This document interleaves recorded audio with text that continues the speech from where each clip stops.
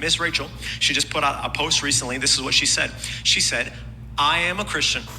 Let's just stop there. I am a Christian.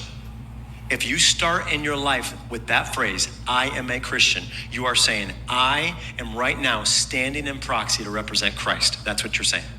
I'm a Christian who supports, celebrates, and loves LGBTQ plus folks. You are safe and cherished with me.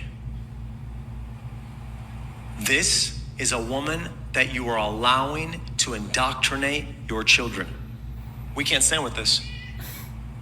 As a unified church, this is something we stand on. If you go to this church, this is where we draw a line. We stand here, that we will not agree with this and we will not allow this to be a part of this church. If loving and supporting our neighbor is where we draw the line as Christians, then we have fundamentally failed to understand the gospel.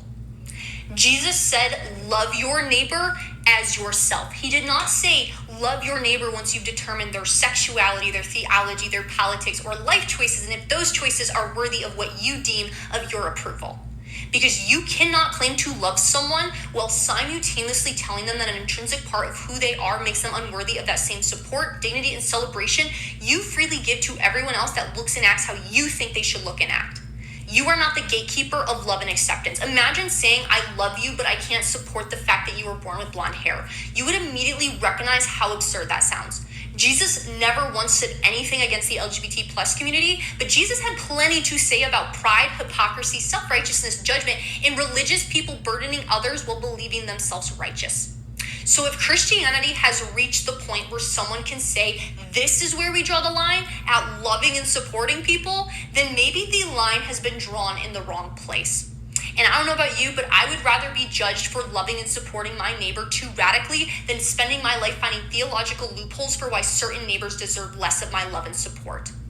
Being gay is natural. It is not a sinful lifestyle. It is not a choice. But you want to know what is a sinful lifestyle? Being a religious asshole. You want to know what is curable? Being a religious asshole. Actually, maybe instead of drawing lines at loving and supporting people, start drawing lines at the things that actually hurt and harm people. Like, oh, I don't know, bad ideologies of Christian nationalism that is very much supported within your church.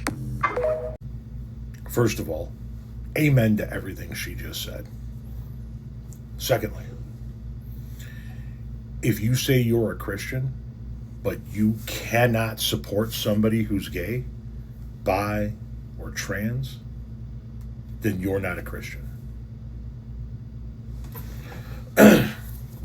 If you claim to be a Christian and you claim to love somebody in your life, but you look at that somebody and tell them that they're wrong for being gay, that there's something wrong with them, that they're a little boy and they need to be with a little girl, or they're a little girl and they need to be with a little boy, and there is no in between on that, you're no fucking Christian.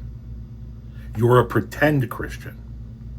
You are warping and twisting the ideology of your church in order to suit your narrative of what Christianity is. And with all due respect, you are a fucking scumbag of a human being.